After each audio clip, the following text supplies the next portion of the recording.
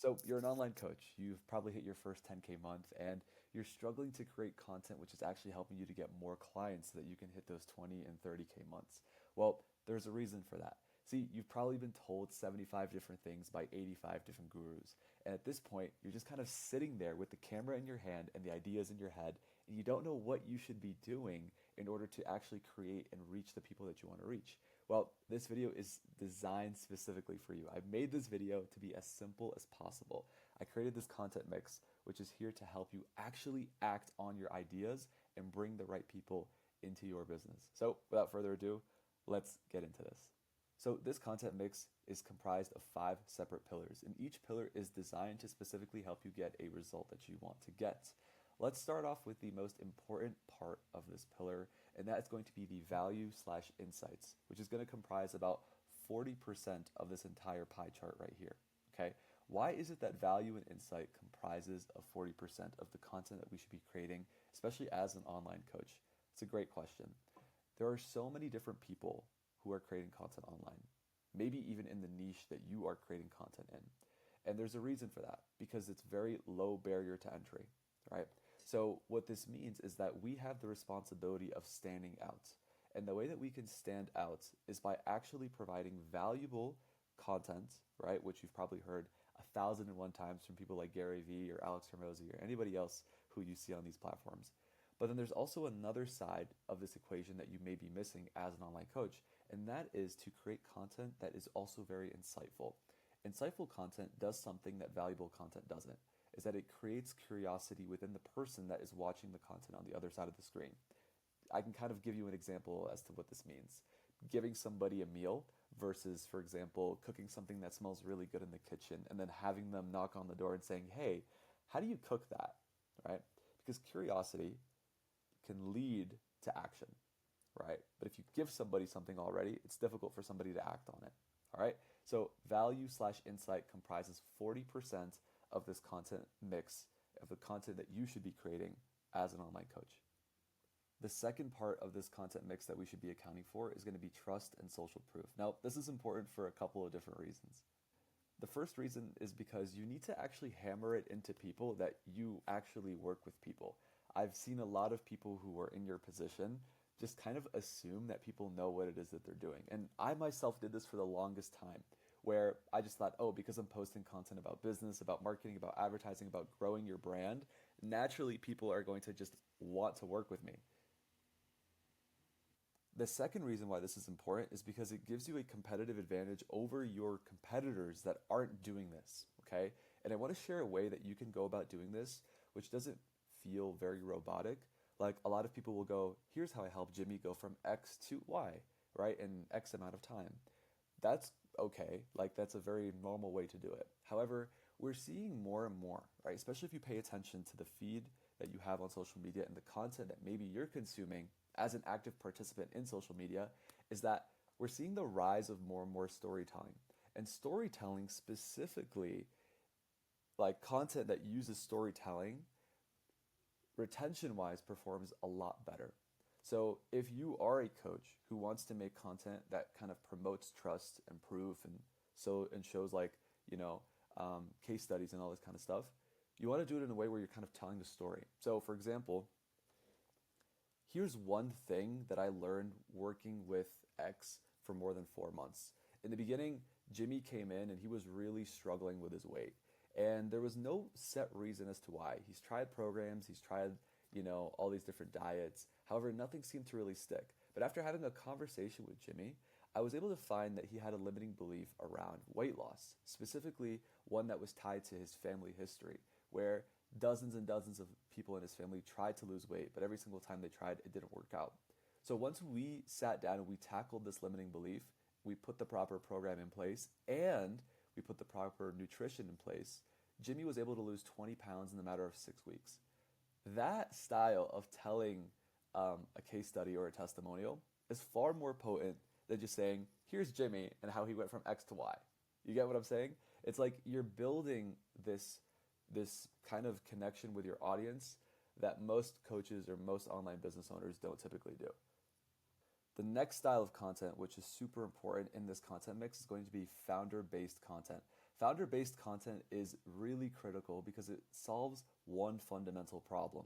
Because of the fact that there's so many people who are creating content online and there's so many competitors that you have, right? There's a very low barrier to entry. So what happens is people who are on the receiving end of all of this content don't necessarily have a reason to trust you, right? And furthermore, somebody who actually could be a good lead for your business will actually be very skeptical as to why it is that they should choose you. And the way that I have found that has been able to help people, um, you know, pass over this objection, right, is through actually sharing their own story. So, founder-based content, the goal of this is to really build connection with the audience. The value in the insights they teach people, the trust and the social proof they show that you know what you can teach. The founder-based content is the one that will actually build the connection with you and the audience, okay?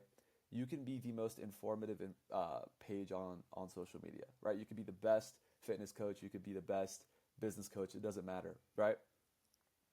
The information that you're sharing, at the end of the day, probably doesn't vary too much between a Wikipedia page or a ChatGPT prompt. So what that means is that the only difference between the information that you're sharing and the information that somebody can get online is you. So this founder-based content is super helpful because it gives the audience the opportunity to get to know the man behind the brand or the woman behind the brand. So founder-based content is super, super helpful. So just sit down and just put your phone down and just talk about your story. Like, hey, like 17 years ago, I was not in this position. I was an accountant who was struggling, who hated his job, who was $50,000 in debt, and could not seem to get a break. But here's like one simple shift which really allowed me to change the way that I thought about my life and the way I live my life.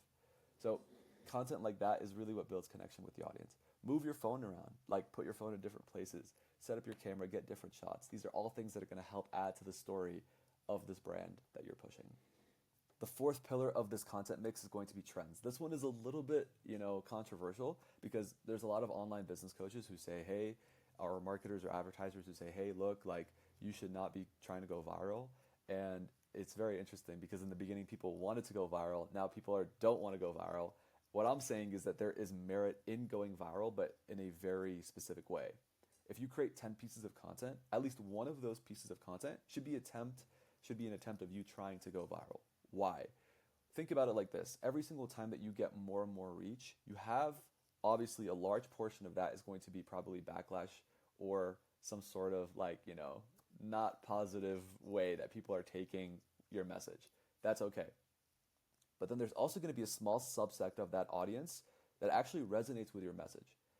The trendy content, the viral content actually brings in more and more of that small subsect and allows it to grow over time. If you do these other types of content in conjunction to the trends, what will happen is you're actually kind of elevating this person. You're nurturing them from someone who just came in from a viral video to someone who's curious, someone who's interested, someone who gets on a call, someone who buys. So there's a science behind it. All right. So be trendy once every 10-ish videos. And the last style, which is super important in this general content mix, is going to be promotion, giving genuine calls to action.